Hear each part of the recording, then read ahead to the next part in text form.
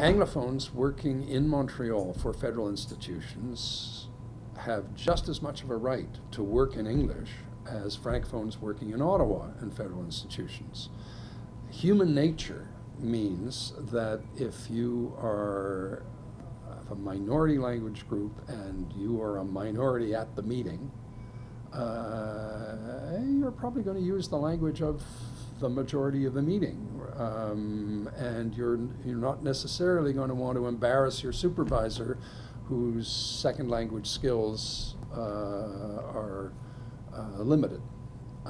So one of the things that I often say when I'm talking to public servants is, when the Act was changed in 1988 to give public servants the right to work in their language of choice, this was a radical act. When you look at the number of things in the daily life of a federal public servant that are decided by somebody else, there's one thing where an individual employee can say, I choose to work in my language of choice.